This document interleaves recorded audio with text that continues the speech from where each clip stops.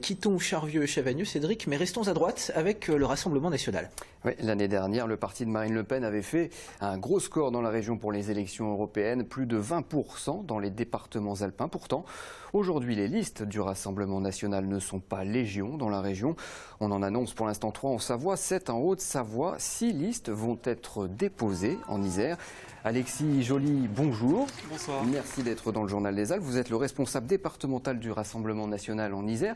Pourquoi un tel écart finalement entre les scores du RN en 2019 et sa représentation pour ce scrutin en 2020? Alors, il faut bien comprendre qu'il y a quand même une différence entre effectivement les scores que l'on peut réaliser dans les différents scrutins, notamment aux européennes, et puis le fait de trouver des candidats, des personnes qui se sentent capables, qui puissent à la fois d'abord réunir une équipe, créer un projet et puis assumer le rôle d'une élection municipale qui est un travail vraiment de longue haleine.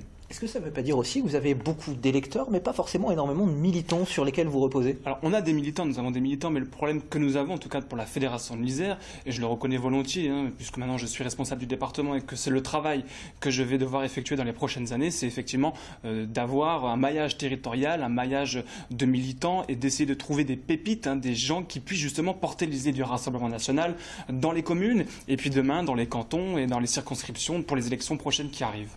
C'est un sacré engagement, c'est notamment une étiquette, des couleurs apportées. Beaucoup de listes sont sans étiquette pour ces élections. Vos candidats, eux, ils affichent clairement la couleur sur leur tract.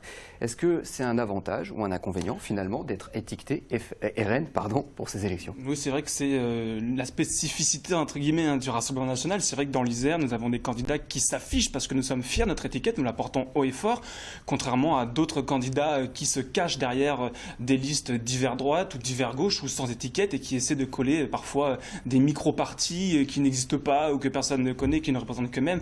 Mais c'est vrai que nous représentons notre mouvement et je pense que ça peut justement aussi guider certains électeurs dans les communes parfois où il y a différentes listes de droite.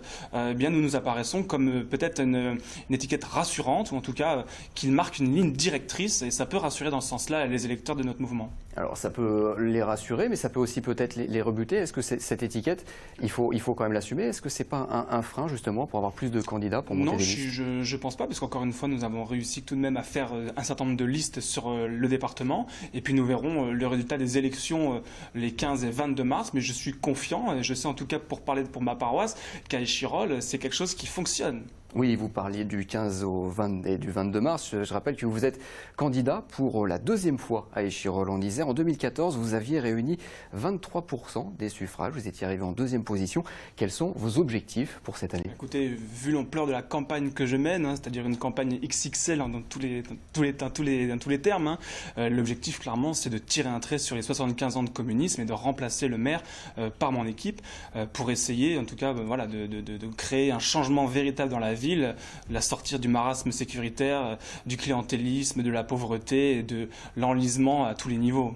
Merci beaucoup Alexis Joly. Je rappelle que vous êtes donc responsable départemental du Rassemblement national en Isère et donc tête de liste aux élections municipales à Échirolles, près de Grenoble, pour le Rassemblement national. Merci beaucoup. Merci à vous. Merci Alexis Joly, merci à vous aussi Cédric. Bonsoir, Passez un bon week-end.